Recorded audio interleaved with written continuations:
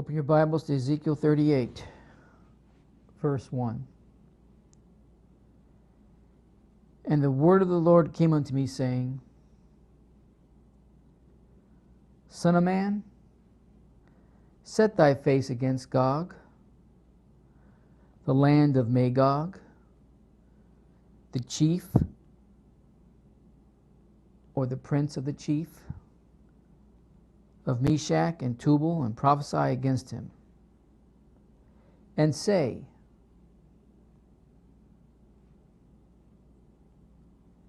I am against thee, O Gog, chief prince of Meshach and Tubal.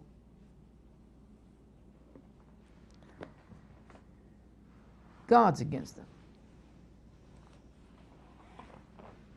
Let me read you something.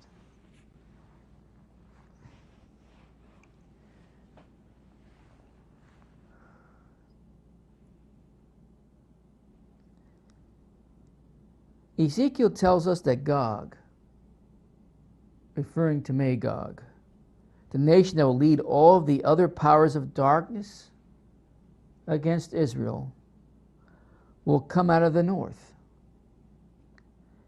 Biblical scholars have been saying for generations that Gog, biblical scholars, and saying for generations that Gog must be Russia. What other powerful nation is to the north of Israel? None. But it didn't seem to make sense before the Russian Revolution, when Russia was a Christian country. Now it does. Now that Russia has been a communistic and atheistic, now that Russia has set itself against God, now it fits the description of Gog perfectly. This was a speech given at a dinner with California legislators back in 1971. A future U.S. president, Ronald Reagan. Ronald Reagan. So the kind of teaching and thinking by people that don't study God's Word along with the history that must go along with it also, come up with all kinds of theories of who's who and what is what. I've kind of pointed that out throughout the Last Day series for years now. Even a former U.S. president was convinced that Russia was Gog of Magog.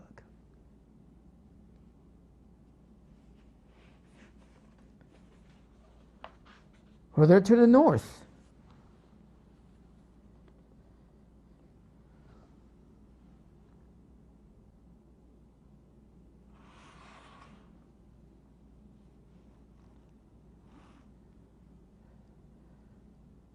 It goes on to say in verse 4, and I will turn thee back and put hooks into thy jaws.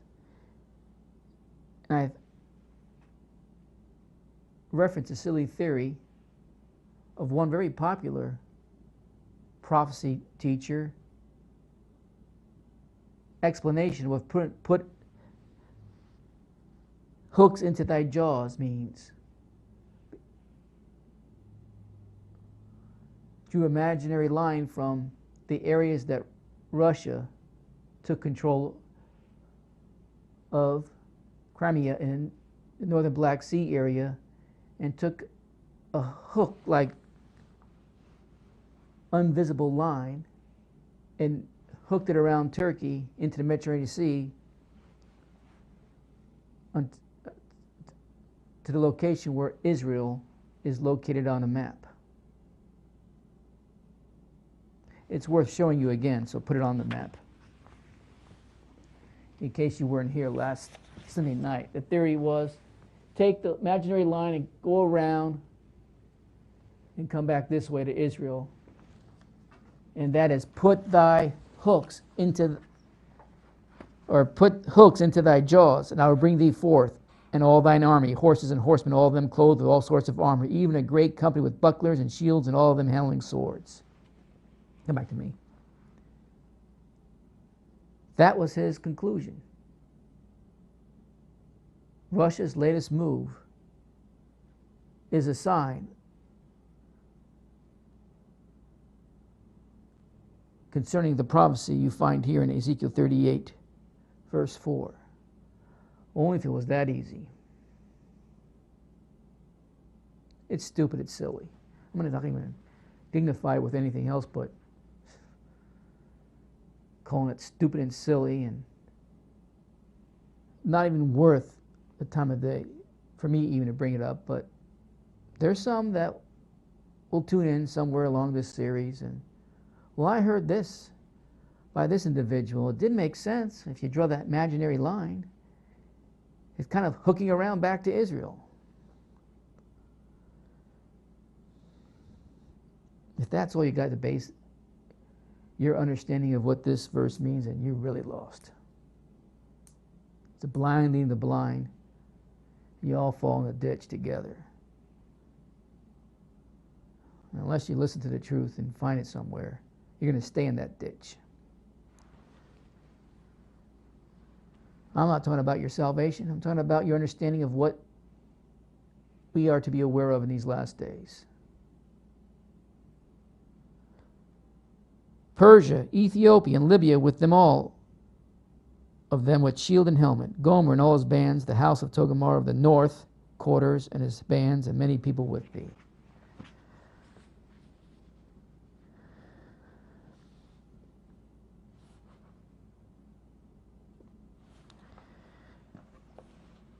Now, it's just not President Ronald Reagan. It's like I said, 99% of all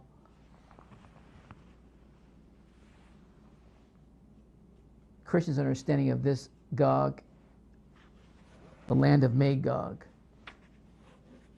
the geographical understanding of it is they believe present-day Russia. It used to be the Soviet Union, but now it's Russia. Let me read something else to you.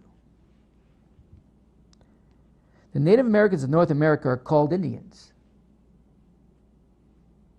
But what do these people have to do with people of the country India? Absolutely nothing.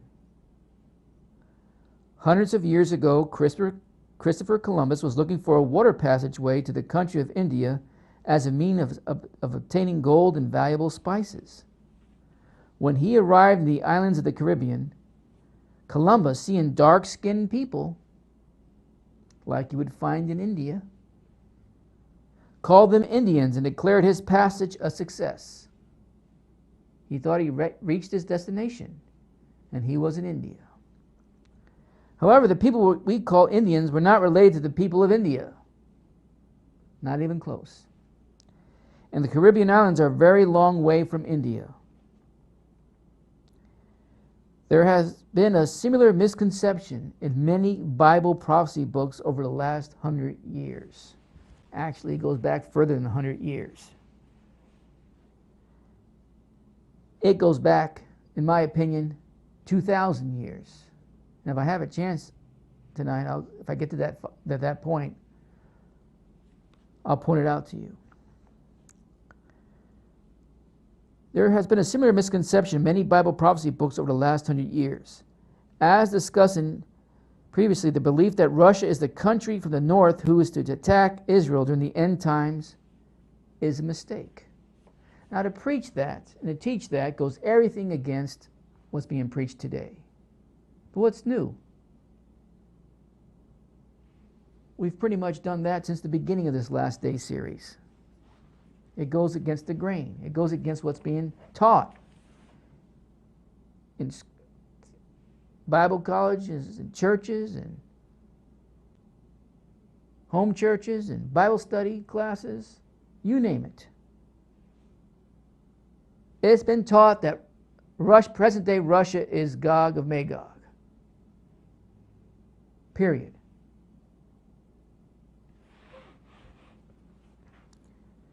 Gog, the land of Magog, is present-day Russia.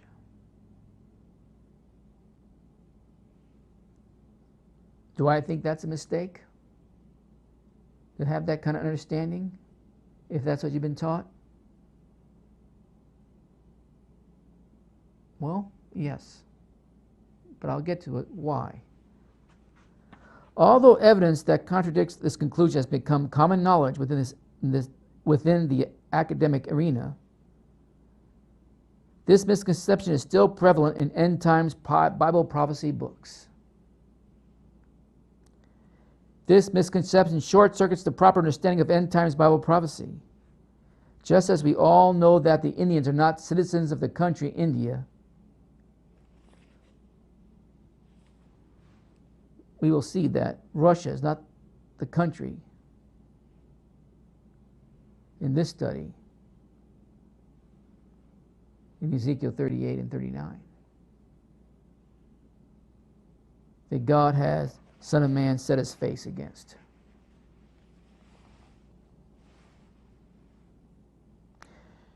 Championed by the authors of many Bible prophecy books, the erroneous interpretation of Ezekiel 38 and 39 has remained the current and popular belief among many evangelical Christians who associate the Russians with Gog and Magog.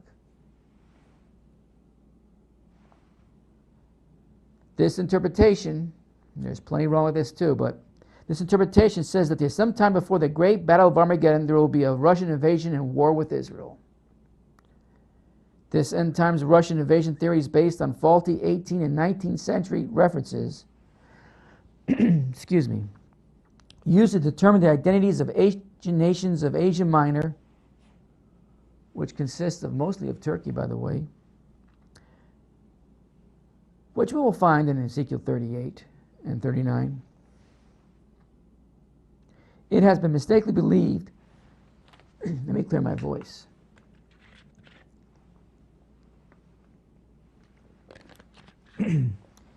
It has been mistakenly believed that the ancient nation of Magog in Western Asia Minor was the ancient tribal name of the Scythians, a group of Iranian-speaking nomadic tribes from Central Asia north of Iran that traveled across the Russian steppes and came to live in a territory north of the Black Sea, which would put it up where the Ukraine area. Ukraine, I don't have a map of that area, but just north of the Black Sea is the areas that used to belong to Russia called Ukraine today. And you've seen in the news that Russia wants that back. There's no doubt about it. They want it back in their territory. It's a key component, an area, that part of the world that keeps their communication to the West and their oil flow, amongst other commodities that are exported from Russia. And if that wasn't available, they would face certain economic disasters.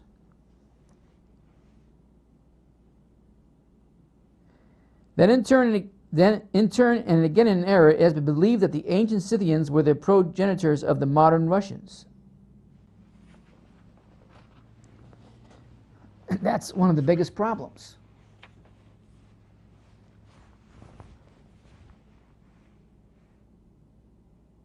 I'm not going to get that deep into it, but with these eschatologists trying to figure out the people that occupied this area in the past,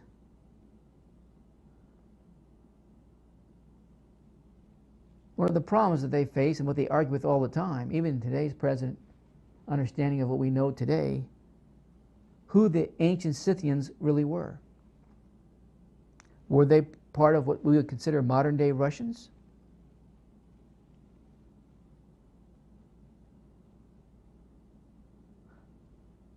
With academia today, there are no professional archaeologists or historians who associate Magog with the Scythians.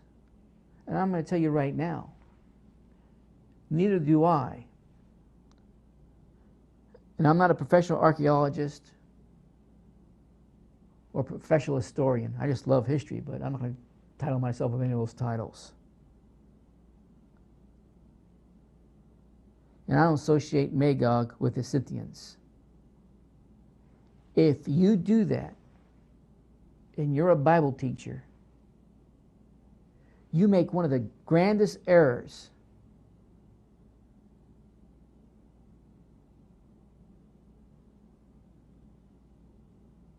in an eschatological understanding of who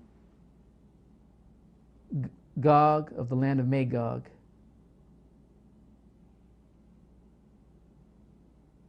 is, and who they were and who they are today. The Scythians had nothing to do with it. I'm going to tell you in advance, and I'm probably going to explore it a little bit more the next time we teach, or next time I come here to teach. The Scythians were part of the lost tribes of Israel that migrated through the Caucasus Mountains between 600 and 700 BC. They migrated through this area from the Black Sea, there in the left of the board, to the Caspian Sea. They migrated through the Caucasus Mountains. Now, some went up this way also. Most of them went up through the Armenian area, the passageway, which is now Armenia and Georgia and so forth, are countries in those areas today.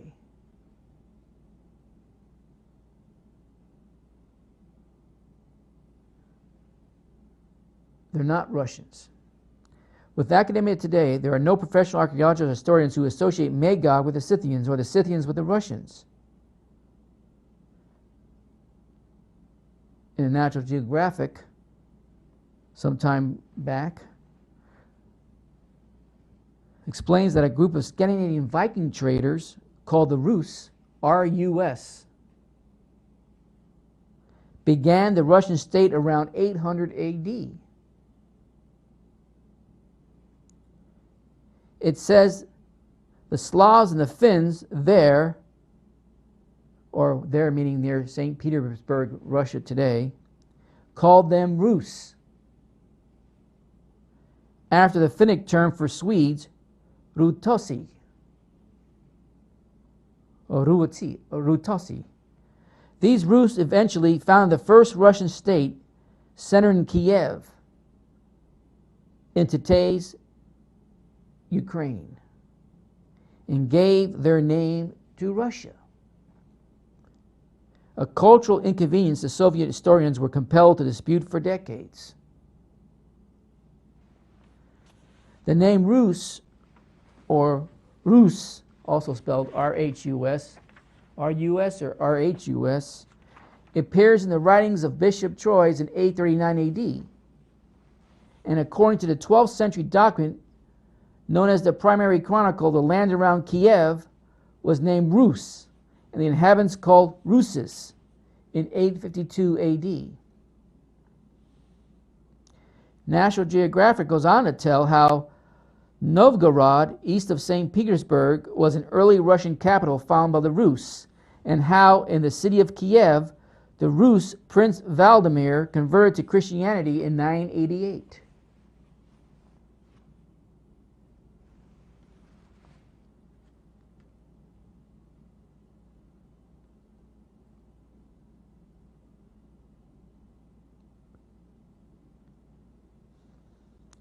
Also, as explained in chapter 9, the renowned Arab chronicler in his works tells how in 921 AD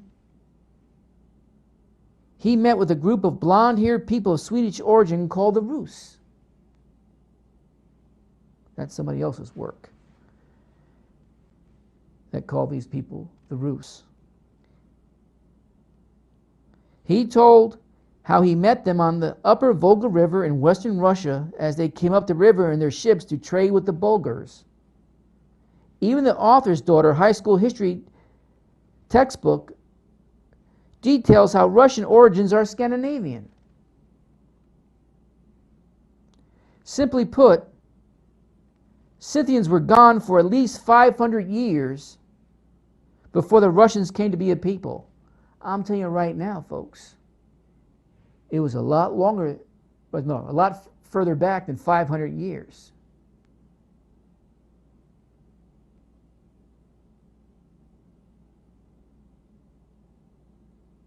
At least somewhere between 800 and 900 years. There is neither a genetic nor a cultural connection between the Scythians and the Russians. Now, I'm telling you, and I'll go into a little further next time, the Scythians were a part of the lost tribes of Israel that were taken into captivity by the Assyrian Empire and settled in the areas, go to the board, of eastern Syria, northern Iraq, and northern Iran. And then when the Assyrian Empire was defeated, they migrated north to the Caucasus Mountains and then west. If they didn't go up the Caucasus Mountains, they went up through Turkmenistan today, Uzbekistan and Kazakhstan, up through those areas, and just north of the Caspian Sea, and they also migrated west. Now some believe that's part of a tribe, maybe the Natali, migrated down towards India, the Indian area, or as part of that tribe. But I'm not going to get into all those details because I don't think it's pertinent to know all that stuff in this study. That's for another study. Come back to me. Where did the idea begin that Magog begat the Scythians? Who came up with that? Now, some of this might be all Greek to you because you never heard of any of this kind of history. You don't even know what a Scythian is. Or if you did, you thought it was something else, which it isn't. But you didn't know very much about the Scythians. There was other groups in that area beside the Scythians also, but the Scythians were predominantly the major group. But this is important to know. Just like how we had to debunk all the nonsense of where this Christian science fiction theory came in the beginning of the Last Day series, you find in the early parts of the volume 1, if you read it, or if you listen to the message, the early messages, how to debunk where all this Christian science fiction theory story started. Well, the same thing has to happen with this Magog-Gog war and its occupants, the players in it. Where did the idea begin that Magog begat the Scythians? It began with one very questionable sentence. Now I'll read it. Written by the 1st century AD Jewish historian, which just about everybody that's been a Christian for a while heard of, Josephus, in his book, The Antiquity of the Jews. That sentence that you can find in his works, it's in Book 1, Chapter 6, in case you have a copy of it. Book 1, Chapter 6, line 123 of The Antiquity of the Jews, in the works of Josephus, translated by Whitson.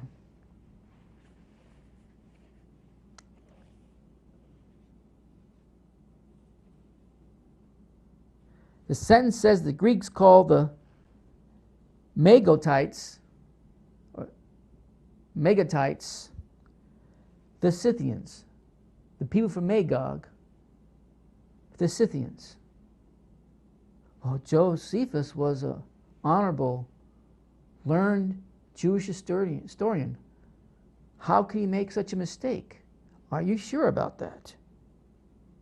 The sentence says the Greeks called the Meganites the Scythians, despite the fact that the Greeks did not call the Meganites the Scythians.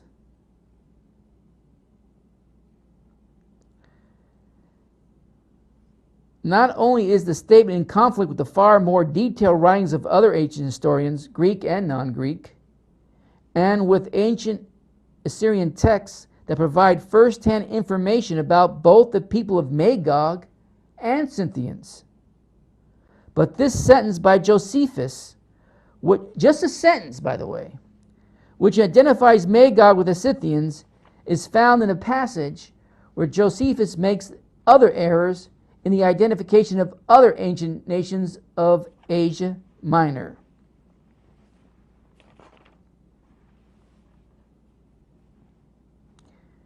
Footnote: Josephus' books provide first-hand information about the Jews of the 1st century AD. But when it comes to earlier periods, such as the 7th and 8th century BC, Josephus usually himself relies on early ancient historians. Scholars today, on a case-by-case basis, urge caution regarding Josephus' historical reliability. Those who blindly accept Josephus' apparent association of Magog with the Scythians tend to elevate Josephus' words to the level of Scripture. They do not seem to be aware that Josephus' history of the Jews, the antiquity of the Jews, is in direct conflict with Bible scriptures in a number of instances. Although Josephus uses the ancient Greek historian Herodotus' book, The History, as reference on a number of occasions, in this passage about Magog and the Scythians, Josephus is not only in conflict with Herodotus, but he even conflicts with the other statements he made about who he says the Greeks identified as the Scythians. In one line, Josephus says the Greeks identify the Scythians with Magog. But then a few lines later, Josephus, using the Hebrew word for the Scythians, Ashkenaz, says the Greeks identified Ashkenaz with Rhegium, which was a port city of southern Italy, known for its rocks for Scylla. The names Scythians and Ashkenaz are just English and Hebrew transliterations of the Greek name Skytes or Skits, Skythes, Skythes, for the same nomadic people. To those familiar with Herodotus' book, The History, it is obvious that the Greeks didn't make either of the identifications Josephus attributed to them. One can only speculate how and why these obviously wrong statements are in Josephus' book. Were these inaccurate statements the products of Josephus' imagination, or were they the result of alterations to the few copies of Josephus' works that existed in the 1st century? Maybe Josephus is using the word Magog as a generic term for any fierce people coming down from the north.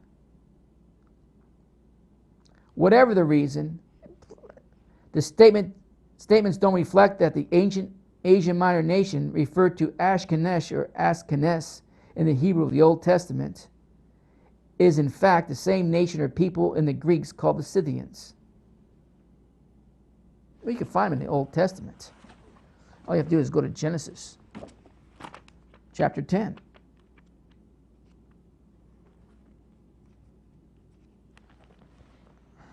Verse 3, when you can read Noah's family record. And the sons of Gomer, which we'll find in Ezekiel 2, and the sons of Gomer, Ashkenaz and Riphath and Togarmah.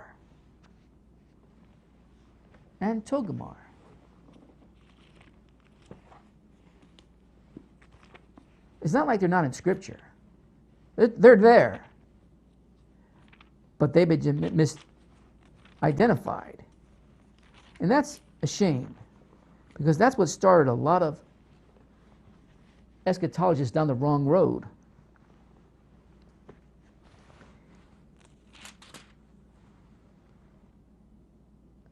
And why are the Scythians important to understand? Why is it important for us to understand who the Scythians were, and why it's important to understand where they came from? Well, Paul must have thought something of it. You find in Colossians chapter 3, verse 11, it reads in Colossians chapter 3, verse 11, where there is neither Greek nor Jew, circumcision nor uncircumcision, barbarian, which is very easily identifiable if you understand who and what Paul is writing about, Scythian, bond nor free, but Christ is of all and in all. Of course, it's concerning other things that Paul was referring to in writing to the Colossian letters in this part of the letter, but he brings up the Scythian, where there is neither Greek nor Jew, circumcision, nor uncircumcision, barbarian, Scythian, bond nor free, but Christ is all and in all. We have a reference to Ashkenaz in the Old Testament, and we have a reference that Paul uses that the Greeks even used, that separates who this Scythians were. Paul was not the apostle to the Russians or any of that area, whatever it was called back then, which I'm not going to get into it now. No.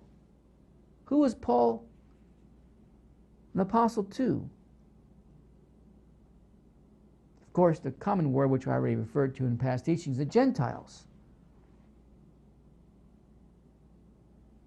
He was an apostle to the lost tribes of Israel.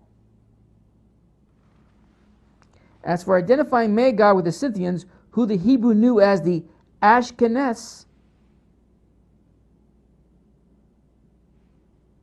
it is important to note that the table of nations that you can find in Genesis, which I just read to you, lists Magog and the Ashkenaz as quite separate identities.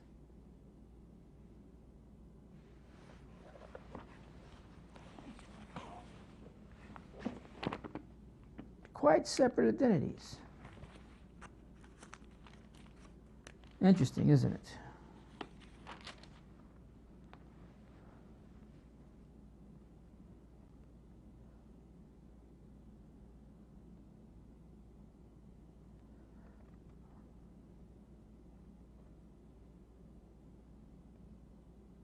Well, I'll save that.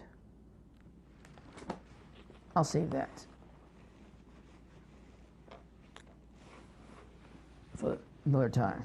I want to get there yet. Interesting, the Assyrian word for the Scythians, the Assyrian word is Ishkuzah or Ashkuzah. Very similar.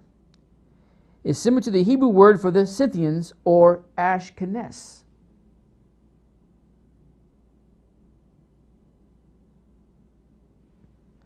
Those who have relied on the erroneous statements found in Josephus about Magog and the Scythians must recognize the simple fact that the Scythians and the Ashkenaz are not separate nations. In truth, they are one and the same. Further, the erroneous statements made by Josephus about the Greeks identify the Megagites with the Scythians and the Greeks identifying Ashkenaz with Rhegium are preceded by yet another erroneous statement about the relationship between two other ancient nations of Asia Minor. In this statement, Josephus writes that the Greeks associated the Gomerites which you find in Ezekiel, verse 5, chapter 38, which we already read, with the Galatians. When in fact the Gomerites, or Cimmerians, Cimmerins,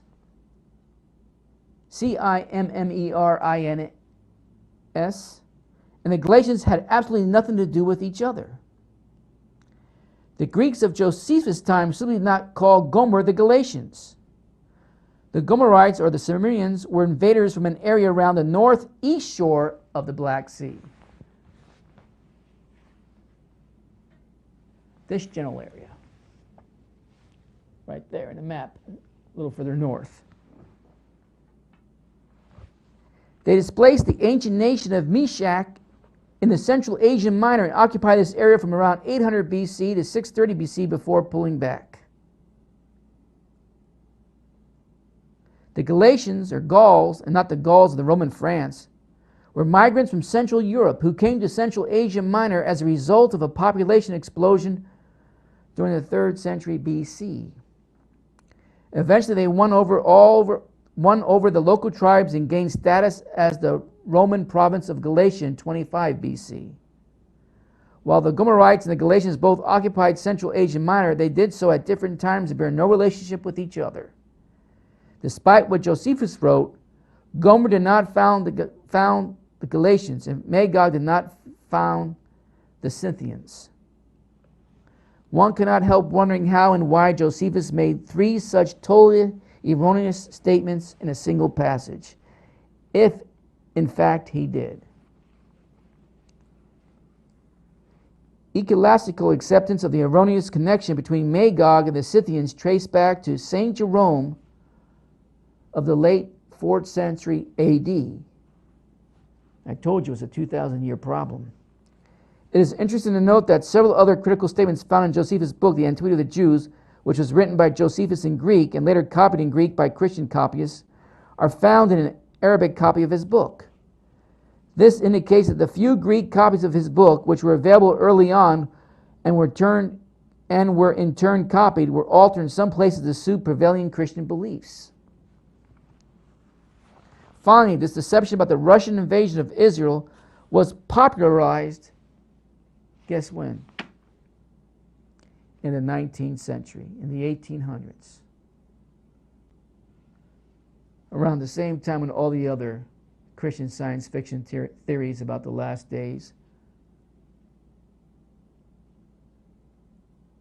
was put together.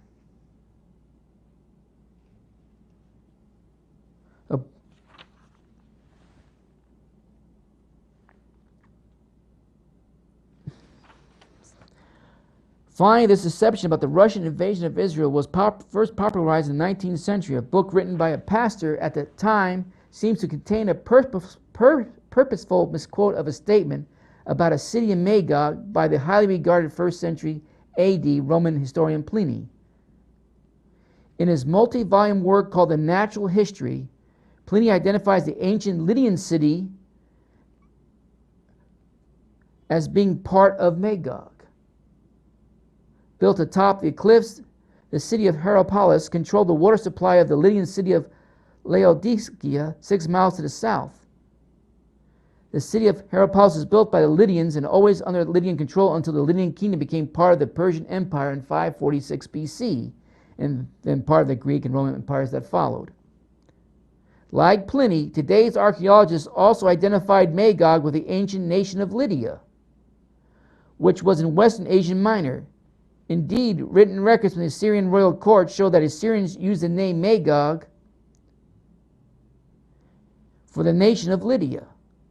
In his book, Pliny writes, Pambix, the other name of which Hierapolis, but the Assyrians called Magog. In other words, Pliny identified the famed Lydian city of Hierapolis as being part of Magog. In this we see that Magog is another name for the ancient nation of Lydia. However, in the book, Destiny of the Nations, by a 19th century writer, one of those credited with being the author and popularizer of the Bible interpretation that calls for Russia invading Israel, we read, Pliny says, Hierapolis taken by the Scythians was afterwards called Magog. See the error? We can see that Pliny's statement has been misquoted or misunderstood in a way that makes it seem that Magog was related to the Scythians rather than the Lydians. Unfortunately, this same misquote of Pliny has been carried forward in time and appears in Howells Lindsay's book, The Late Great Planet Earth. It is this error which incorrectly relates Magog to the Scythians, who were erroneously believed to be the progenitors of Russia that led President Ronald Reagan and others referred to the Soviet Union as an evil empire and the focus of evil in the modern world. I told you I read to you what he said in that dinner in 1971 here in California before he became president.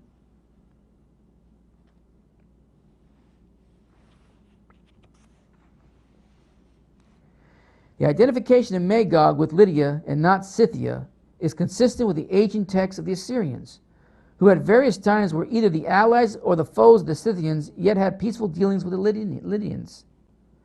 The identification of Magog as Lydian and not Scythian is also consistent with the writings of the ancient historian Herodotus, a Greek who was born in, lived in, and traveled throughout all of ancient Asia Minor. Herodotus' famed book, The History, which gives a detailed history of all the ancient nations of Asia Minor, was written about 100 years after Ezekiel's writings. Herodotus, who is considered the father of history, wrote detailed information about the 3 different Scythian tribes and the 10 different tribes that neighborhood them, including their ever-changing and opportunistic alliances. Herodotus also wrote in detail about the Lydian royal dynasty. It is clear that Magog, or Lydia, and the Scythians were not related. He says the Magog, or Lydia, as led by the historical figure Gog, or Gyges to the Greek, or Gugu to the Assyrians, and the Scythians were in fact enemies.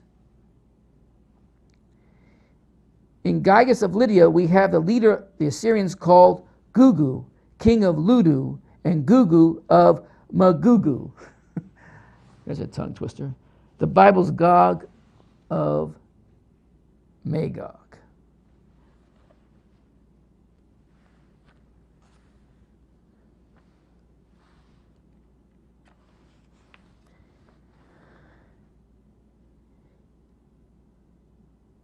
A professor at the history of history at Miami University in Ohio writes that Herodotus accounts the Scythians in our chief literary source about the Scythians. He says that some Bible scholars seem to be unaware of the numerous archaeological confirmations of Herodotus' reports in general, and of a Scythian account in particular. In his works, which contains a great deal of information on the Scythians, he makes it very clear that modern Russian origins are not Scythian. And like other historians, he explains that modern Russians' origins are Scandinavian, or the Rus. Also, emphatically, he explains that none of the ancient nations referred to in Ezekiel 38 and 39 can possibly relate to modern Russia. Furthermore, he says, quote, even if one were to transliterate the Hebrew Rosh as proper name, as does the New American Standard Bible, rather than translate it as chief, as the King James Version and other versions, it can have nothing to do with modern Russia. This would be a gross mistake, for the modern name is based upon the name Rus, which was brought into the region of Kiev, north of the Black Sea, by the Vikings only in the Middle Ages. This Bible interpretation, calling for a Russian invasion of Israel, was framed at a time when little was known about Magog, the Scythians, or Russian origins. I'm going to read that to you again. The Bible interpretation calling for Russian invasion of Israel was framed at a time when little was known about Magog, the Scythians, or Russian origins. Many who have held to this interpretation have also tried to understand who the other countries listed in Ezekiel 38 and 39 were, such as Meshech, Tubal, Gomer, and Togarmah. Some have associated Magog and Arush with Russia. Some also erroneously associate Meshech with the Russian city of Moscow, and Tubal with the Siberian city of Tobolsk. Promoted by the 1909, now this is going to sound familiar to you from the beginning days of the last series, Promoted by the 1909 and 1970 editions of the Schofield Reference Bible, these erroneous associations are representative of a type of armchair name game archaeology that was quite popular during the 18th and 19th century, based on the inappropriate transliteration of the Hebrew word Rosh, R-O-S-H, which most translations of the Old Testament, such as King James Version, and properly translate as the word chief. The New American Standard Translation mistakenly refers to the country called Rosh. Historian Boyer notes that scores and probably hundreds of post-war prophecy writers made the Rosh, R-O-S-H, equal Russia connection, usually citing Bishop Loth, Schofield, or Jensenist, or all three.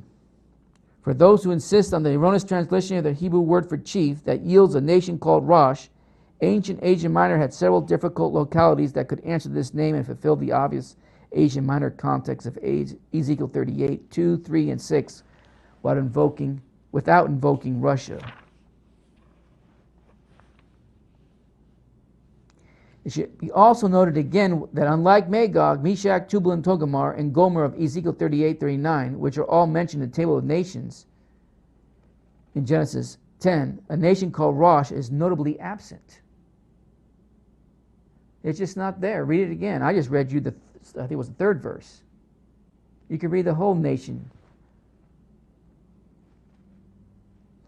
all the Table of Nations in that chapter. Rosh is notably absent.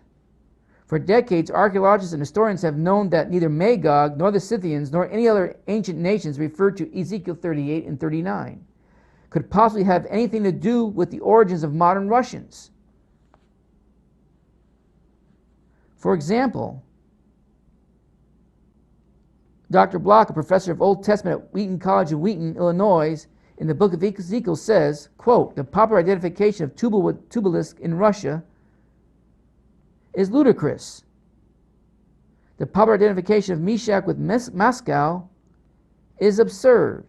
And of course, he's using Hal Lindsey, the late great Planet Earth, to show the mistake that Mr. Lindsey sold millions upon millions upon millions. And he's still out there teaching away erroneous doctrines based on theory, not history of any way or sort. History of, and in fact, there's no history involved. And the history that he includes, in case you haven't never read his book or all the editions, I have the very first edition, but if you read the other editions along the way where he has to make some corrections and he changes things along the way because as time changes and events change, he changes. But the one thing he kept certain, that he was sure of, that Gog, the land of Magog, Rosh, was Russia.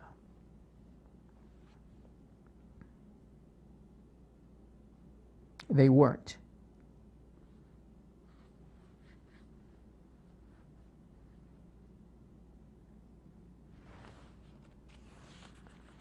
I think that's going to stop there.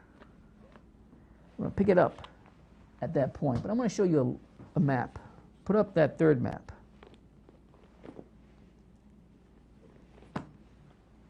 I'm going to show you a map.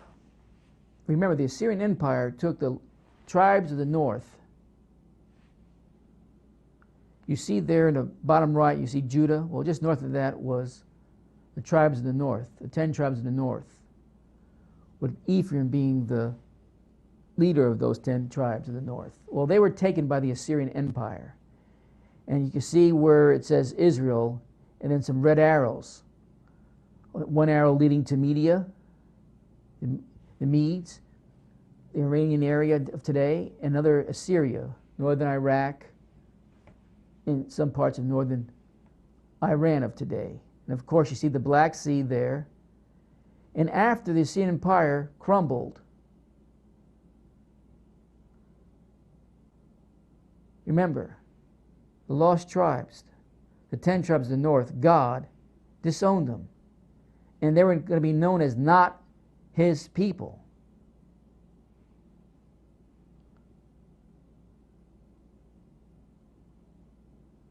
So they were not known by their tribes any longer, their tribal names, or any Israelite name. But they had similar names that we can connect the dots to if you do a study in the lost tribes and how they migrated once the Assyrian Empire was crumbled north, like I said, where you see Scythia up there, which is the lower Ukraine area today, and lower, what used to be Russia, but now is all the stands. They migrated through the Black Sea and the Caspian Sea, and just to the right of the Caspian Sea, north. Spent a short time there, and then they start migrating west. And then you see all those western arrows going in different directions because they became known as the Celts when they traveled west. Now, before the captivity, there was also other migrations. Those are the green arrows there. And pretty much everything wound up in the areas of the Great Britain Isles, which is England, Scotland, and Ireland, Iceland, Western Europe, and all the way up into the Scandinavian areas. They migrated north and west. They were not known by their tribal names such as Ephraim or Manasseh or Naphtali or Reuben or any of those names. Judah was taken into captivity by the Babylonian Empire about 100 years later. They never lost their name. They were still considered the house of Judah when they released from captivity. The house of Israel, the northern house of Israel of the 10 lost tribes of today, were no longer called Israelites. Their names were changed. But there's some identification markers that we could connect the dots, which I'll try to do if I have time in this little particular study on the Gog Magog war. But I just wanted to show you what the argument is. The argument is that basically, and it's not really much of an argument, because all these Bible prophecy book writers really don't get into the Scythians in detail because they don't know. They know if they bring out the history, it'll prove the theory wrong. But we're going to find out most of the areas that the Gog Magog and the other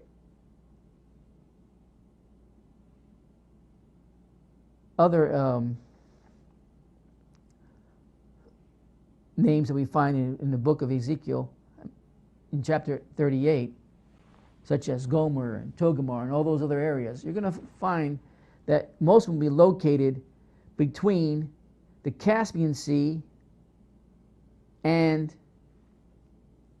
the southern areas of the Black Sea, which a large area of that would be Turkey.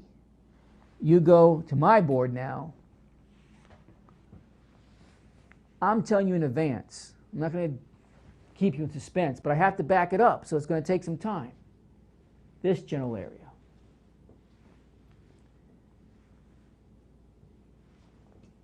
And of course, we find in Ezekiel 38, other nations will join in, such as Persia, which would be Iran, I believe Afghanistan, all the way to Pakistan. The stands of what used to be southern Russia, or the southern Soviet Union area, for those of you old enough to remember that. Ethiopia, some areas of, that's Kush, by the way, some areas of Iraq, but I wouldn't be surprised if Ethiopia in the south would not join in on that also.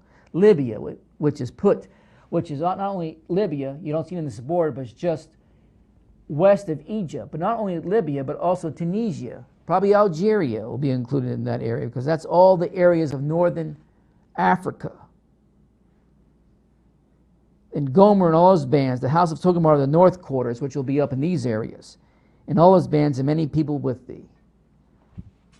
What I'm telling you right now, and I mentioned it last time I taught on this last Sunday night, what Ezekiel was prophesying is against the last beast. Come back to me. The last beast that we have in scriptures, in prophetic scriptures, that God deals with, which was the seventh,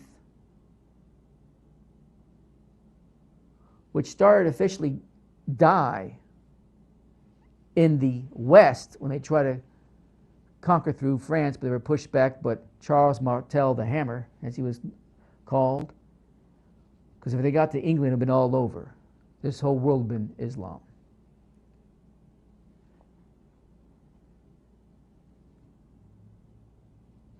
But it was pushed back, and part of the beast died. That seventh beast. And then with the Ottoman Empire, which I haven't got into yet, Ottoman Empire collapsed in the earlier part of the last century. It officially no longer was the seventh beast. But it came back to life because its wound would be healed. And I mentioned the ways that it did become healed in the last series. You have to go back and listen to it or read it again. It eventually become healed to be known as the eighth beast. Still Islam, because it was healed from its deadly wound. And it's coming back to life. And it's not surprised. I show a map. Let me put up that map up again of the caliphate, the one with all the black colored in. That one. That's what they're trying to revive again. Areas where the Ottoman Empire once controlled before the seventh beast officially died. Now, most of the areas, like Spain and Portugal and Italy and Vienna and areas like that, from the about 800 to 900 AD, actually a little before that, were pushed back. The beast was pushed back. And we get to the 15th and 16th centuries, in southern Eastern Europe, it was pushed back. Where it only remained in such areas as Turkey and Lebanon, Syria, and areas of that nature. That area there, in the colored map there you see on your screen, for those you know where your countries are on the map. They want this area back, because once they claim it for Muslim, it's always Muslim. Once they claim it for Islam, it's always Islam. Once they claim it for Allah, it's always Allah's land. Even if they lose it, it's still Allah's land, and it's rightfully theirs. Well, I got news for them. They got another thing coming. God doesn't see it the same way they do it. The real God, not the false God that Satan created through Muhammad. Now, that's what they want to accomplish. First stages. You think that Iraq and Syria, if ISIS is it, is what they want to accomplish? No. They want a larger state than that. They want the whole caliphate nation to include the areas you see there in that screen, and then beyond. And then beyond, folks. They want the world bowing down to Allah. Now, any caliphate that started in Syria or Iraq or Lebanon or Jordan or any of those areas is going to be involved in an Arab confederacy, which is listed in Psalm 83. And that will be destroyed. But that doesn't mean Islam is dead. That doesn't mean the eighth beast is done with. In fact, the Psalm 83 Arab Confederacy be the weaker part of the section of the beast, if we want to call it that. The stronger areas, the areas that have more firepower and capabilities to destroy Israel, that little land about the size of New Jersey in our country, will come against a greater army than any Arab confederacy. It will include a lot bigger area, which I'll outline for you in a map if I have one, or at least I'll tell you about where you can find it on a map, which are the players, the nations that are listed there in Ezekiel 38, verses 1 through 5. And it covers a larger area than this Arab Confederacy in Psalm 83, with stronger nations, more military stronger nations, and more finances to fight a war. It's almost like a second confederacy. When the first confederacy of Arab nations didn't work, the second confederacy, when they think Israel is at peace with all its brethren, because it's pretty much control the area around Israel to give it at least some stability, would have to be without having to be having worry about some bomb being fired over into their neighborhoods, some rocket streaming across and hitting in innocent people's homes, schools, buses, terrorists willing to give up their lives for the sake of Allah.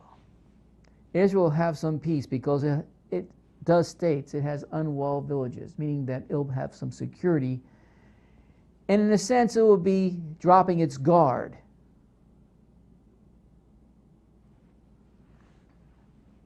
To some degree. But something then will turn. And I think it's be shortly after the Psalm 83 war. I don't think there's like decades and decades. But something will turn. And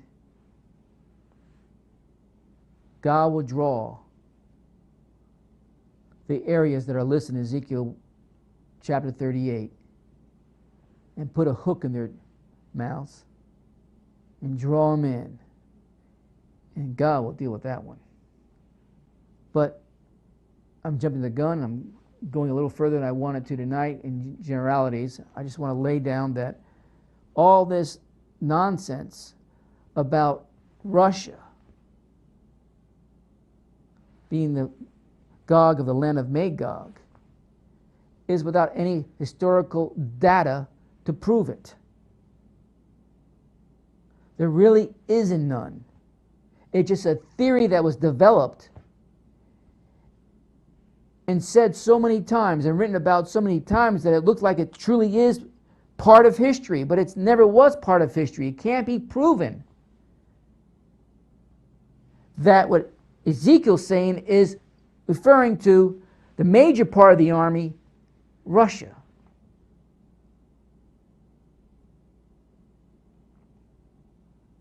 I mean, you think about it, and I said it last time. Why Russia, today's Russia, the second most strongest military power in the world, not consider a beast? Think about it. Or they're going to join up with the beast. Let me tell you, there's not a nation in this world that's going to have some of their nasty political fingers involved in what's going on. We're talking about a military invasion. I'm sorry, Russia's not leading it. If you think Russia's going to lead it, then prove it. But don't use someone's theory and doctrine as your proof. Go to the historians. We've seen how Josephus. Now, some people believe that because his work was copied and recopied in different languages, that one sentence could have been an error and didn't mean that at all. Because that's where some of the confusion of people that do study this say, oh, the Scythians were Russians. And obviously they're not. Or this was that, or these people were these people. No, we'll get to all that. But next time we get together, I want to show you who the Scythians were. I told you the 10 tribes. But I want to read a little bit about it to you so you can understand and know for sure that the Scythians were not the Russians. They were not God's people because of their idolatry and their sins. But they were not to be not God's people forever. Because there's plenty of scriptures that says once he disciplined his people, including the northern tribes, the 10 tribes, they become known as his people once again. And those Scythians, they migrated west. They had several different name changes. The most popular one that you probably heard of is the Celts. And they finally wound up, most of them, in the western parts of the European country and the British Isles. And then they migrated from there to the west even further, to Canada, the United States, and so forth. Now that's all I'm going to cover tonight. If you're interested, I'll continue on this subject. I'm going to do it anyway. But the history part could be somewhat laborious to some. And it's slow, but I have to lay it down so we understand. Because you'll come across, if you study prophecy concerning this Gog Magog war, and some of these eschatologists will have you believe, even though it's a sidebar in what they're saying or doing in their writings, they bring up the Scythians were the Russians of today, or became the Russians of today. No, they're not. That's like saying God's people are going to come against God's people in the end times, because the Scythians were the lost tribes of Israel. So that's like saying the lost tribes of Israel settled in Russia for the most part, and they're going to come against Israel once again, the north against the south, as tribes divided. It doesn't work that way. Nowhere in God's book does it say it's going to happen that way. So we have to make the corrections. So if you're interested, I want to hear from you, so play a song.